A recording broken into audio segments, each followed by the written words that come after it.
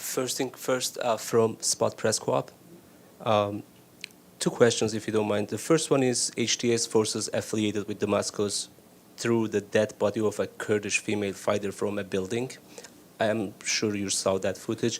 Does the Secretary General view this as a war crime or as a crime against humanity? What's his...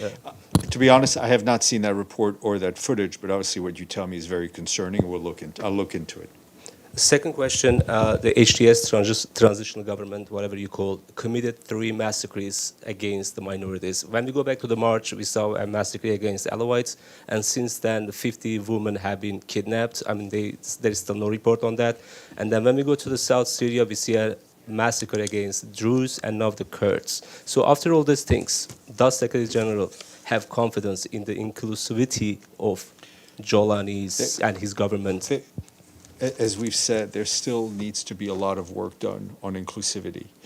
We've heard the statements from the interim president calling for inclusivity, sending out inclusive messages.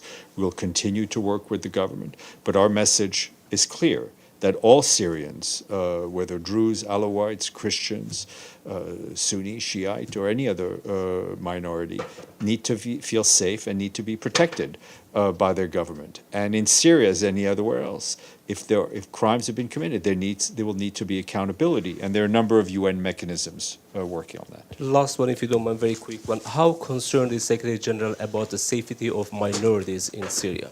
Well, we continue to be concerned because we're seeing the news every day. Thank you, Steph, letting me ask you more questions. According to reports, there are still civilians in Aleppo's Kurdish neighborhoods, and some of them have been detained. I wonder if there is a specific mechanism monitoring the situation when it comes to the safety of the... We have humanitarian teams on the ground trying to reach all those people who need it, and they're based in Aleppo. So we'll see what information and we're trying to see also what access they can actually have. Same for the detained people too? Sorry? There are also some civilians detained by the HTS. No, I don't know if they have the authority to check on their detainees, but they are looking at the overall humanitarian situation. This is the last one, I promise. Around 200... Don't give me promises you can't keep. Okay, we'll see. So around 200,000 people, according to local resources, but you said 119,000 people displaced.